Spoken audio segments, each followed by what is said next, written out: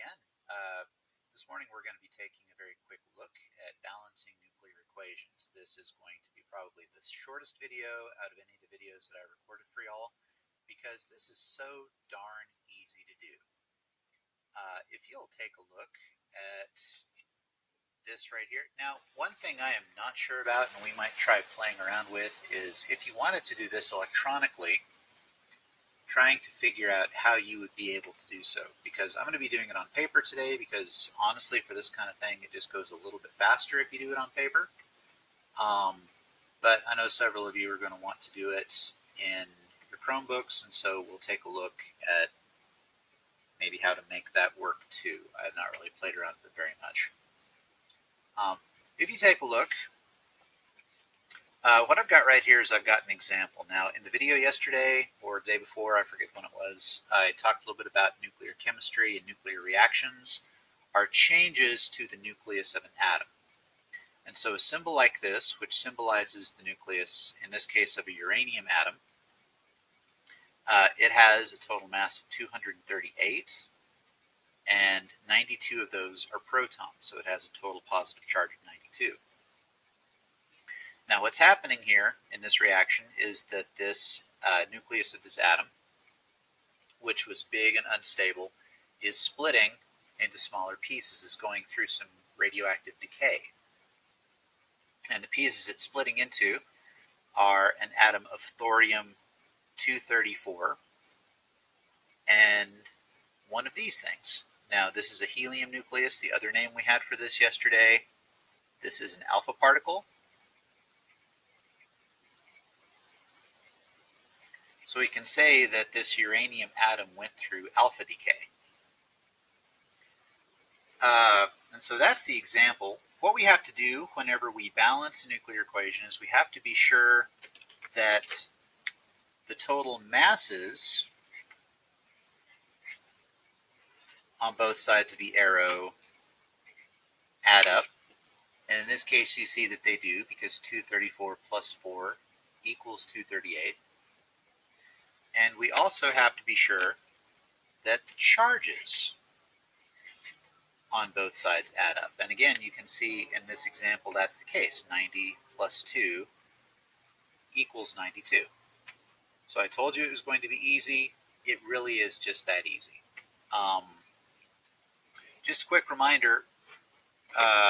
No, I don't think I'm going to remind you of that just yet. Let's take a look at problem 2 here. Problem 2, what we've got right here is we've got an atom of zinc 69, don't laugh. It is going through beta decay, and I can tell this is a beta particle for several things. One, it's got the Greek letter beta. 2, it doesn't have any mass. And 3, it has a charge of -1. So I've got to find the other particle, the other nuclide that is going to be coming from this reaction. So keeping in mind, I've got to balance both mass and charge. I'm going to take a look at my masses. On the left-hand side of my arrow, I've got a total mass of 69, which means on the right-hand side, this one plus this one also have to add up to 69. And so 0 plus, this is not hard math, 0 plus 69 equals 69. So this new thing will have a mass of 69. Now let's look at the charge. On this side I've got a total charge of 30. Here I have a charge of -1. So this is going to be a little bit of a test of your whole adding negatives and positive integers. But the total charge has to add up to 30, which means that this -1 plus this other number down here have to add up to 30. So what plus -1 makes 30? That would be 31, correct? Because 31 plus -1, that -1 would cancel out that +1 and it would give us 30 again. So the last thing I need to do is I need to figure out what is element number 31. So I don't have a periodic table on me. That's kind of embarrassing. Let me see if I can pull one up real quick.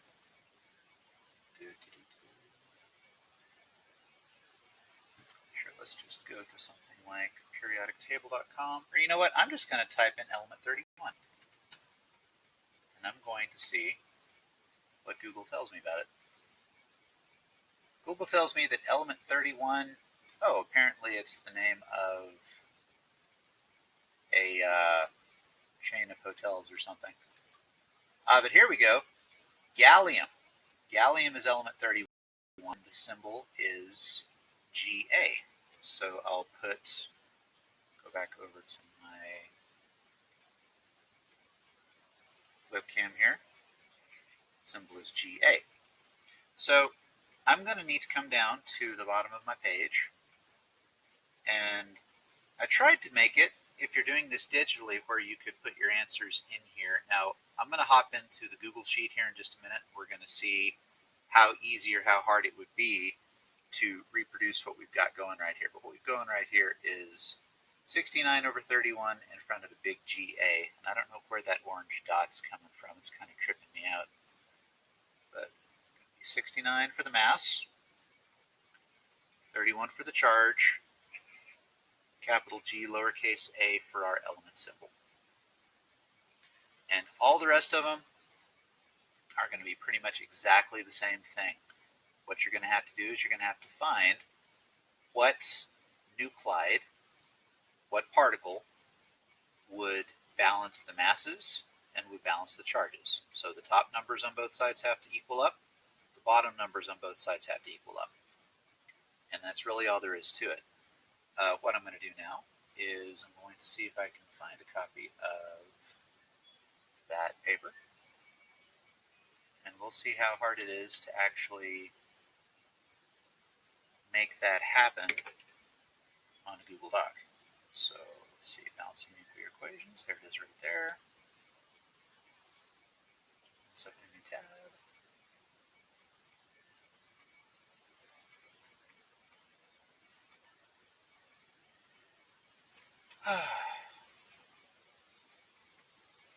So it's supposed to be really pretty outside today, guys. It's not supposed to get up past 80 degrees. You need to get outdoors and enjoy it while you can.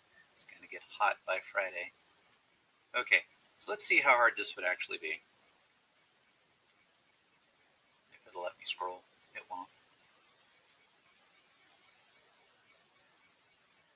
Might be time to upgrade the computer, Mr. King. Okay, here we go. So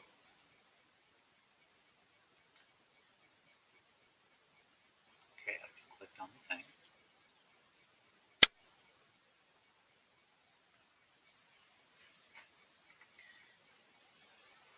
It's still waiting.